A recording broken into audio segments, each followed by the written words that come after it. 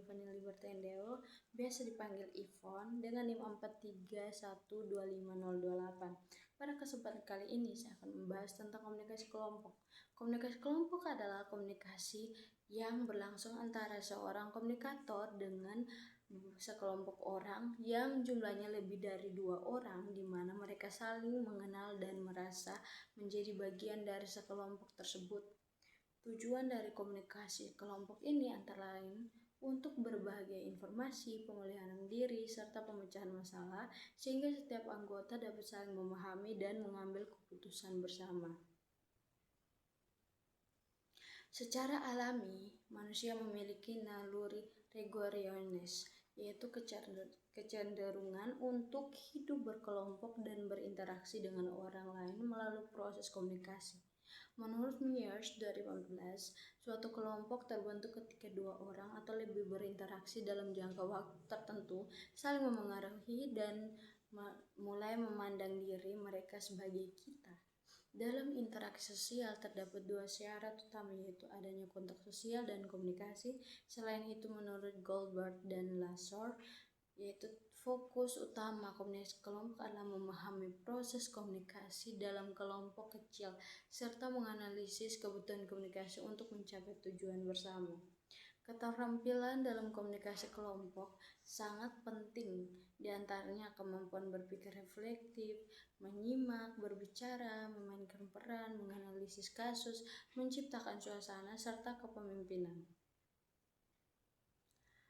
Curtis dan kawan-kawan 2005 mengidentifikasi beberapa sifat komunikasi kelompok, yaitu komunikasi dilakukan secara tatap muka, jumlah anggota relatif sedikit, terdapat arahan dari seorang pemimpin, memiliki tujuan bersama, serta adanya saling pengaruh antar anggota.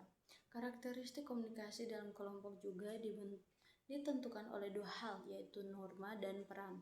Norma adalah aturan atau kesepakatan yang mengatur bagaimana anggota kelompok berperilaku baik atau buruk, serta apa yang boleh dan tidak boleh dilakukan. Norma ini terdiri dari norma deskriptif dan norma perintah, sedangkan peran adalah pola perilaku yang melekat pada seseorang sesuai dengan posisinya dalam kelompok.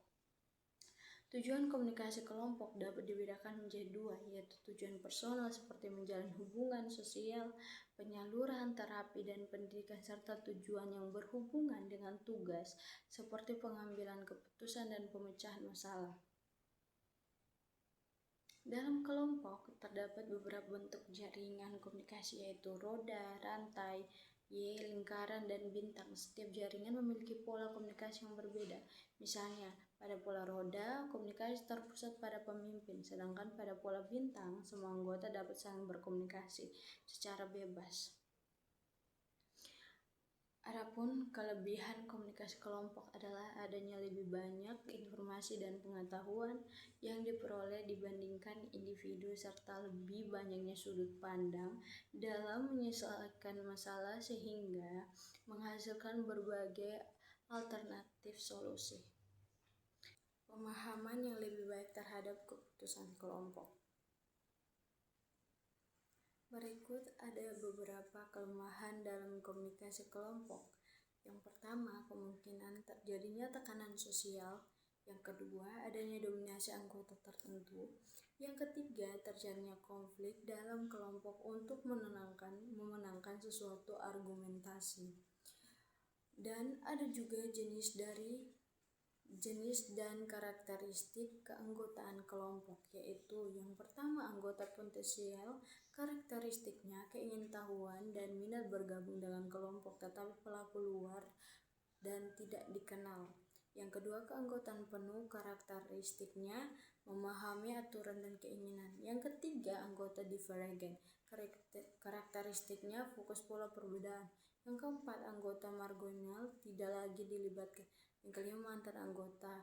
Karakteristiknya tidak dipertimbangkan sebagai anggota. Ada juga peran positif dan negatif anggota kelompok. Kita bahas terlebih dahulu tentang peran positif, ya, jenis keanggotaan dan perannya masing-masing. Yang pertama, inisiator. Koordinatornya menyarankan ide atau cara baru untuk menyelesaikan masalah. Yang kedua, elaborator koordinator, perannya membangun ide-ide dan menyiapkan contoh-contoh, membawa ide-ide, informasi, dan saran-saran yang diajukan para anggota. Yang ketiga, evaluator kritik, perannya mengevaluasi ide-ide dan menyiapkan kritik konstruktif. Yang keempat, pencatat, perannya mencatat ide-ide, contoh-contoh, saran-saran, dan kritik. Dan kita akan membahas mengenai peran negatif dalam anggota kelompok, yaitu yang pertama, dominator, perannya mendominasi diskusi, tidak mengizinkan anggota lain untuk mengambil giliran. Yang kedua, pencari pengakuan atau kata lain recognition seeker, perannya menghubungkan diskusi dengan apa yang ingin mereka capai, mencari perhatian. Tiga, pencarian minat khusus atau special interest pleasure, perannya khusus mereka atau agenda tersembunyi pribadi. Yang keempat, penghalang atau blocker, perannya menghalangi upaya pada konsensus secara konsisten. Yang kelima, joker atau badut, perannya mencari perhatian melalui humor dan mengalihkan anggota-anggota kelompok. Jadi teman-teman, kali ini kita akan masuk ke dalam komunikasi kelompok dalam berbentuk verbal dan non-verbal. Komunikasi kelompok yang efektif merupakan keberhasilan kelompok dan membuka peluang terciptanya koordinasi, kerjasama, serta pencapaian tujuan bersama. Tanpa komunikasi yang baik, kelompok akan mengalami kesulitan dan menjalani operasional dan mencapai tujuan yang telah ditetapkan.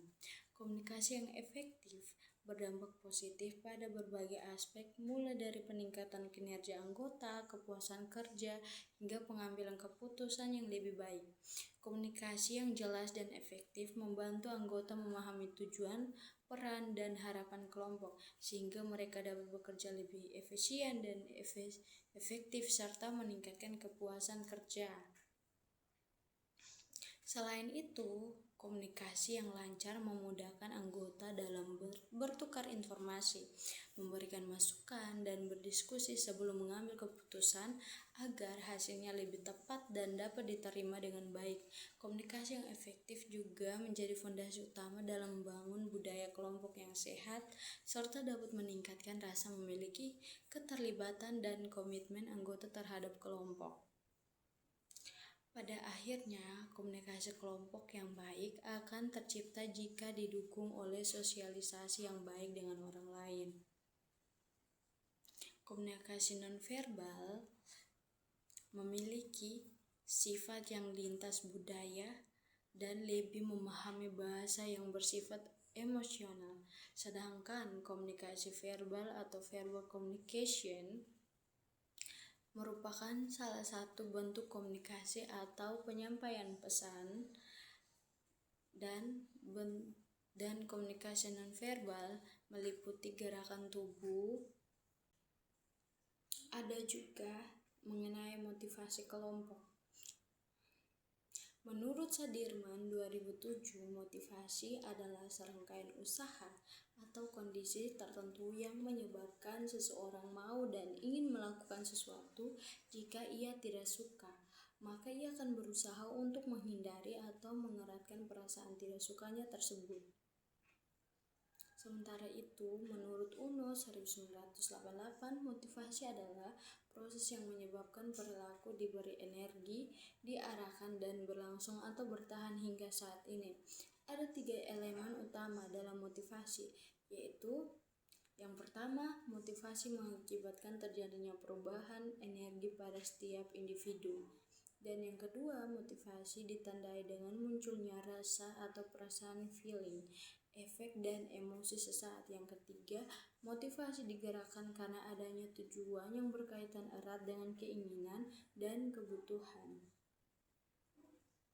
Pembagian dasar dan faktor-faktor motivasi. Yang pertama, motivasi positif. Motivasi yang didasarkan pada penghargaan reward agar kinerja menjadi lebih baik. Faktor yang mengaruhinya antara lain partisipasi materi, nilai, moral, dan penyadaran diri. Yang kedua, motivasi negatif. Motivasi yang didasarkan pada faktor kekuasaan, faktor keberadaan atau eksistensi, dan faktor kewajiban, baik kewajiban dalam bekerja maupun kewajiban pekerjaan itu sendiri. Teori motivasi, salah satu teori yang terkenal adalah teori hierarki kebutuhan yang dikemukakan oleh Abraham Maslow 1943. Tingkatan kebutuhan yang paling dasar adalah kebutuhan fisiologis, yaitu kebutuhan akan makan, minum, pakaian, tempat tinggal, dan kebutuhan lain untuk bertahan hidup. Oke, sekian dari penjelasan saya. Untuk itu, terima kasih teman-teman. Semoga teman-teman bisa menyimak video dan penjelasan dari saya, dan teman-teman bisa memasukkan dalam materi-materi yang telah saya paparkan dalam pikiran dan otak teman-teman. Terima kasih. Bye-bye.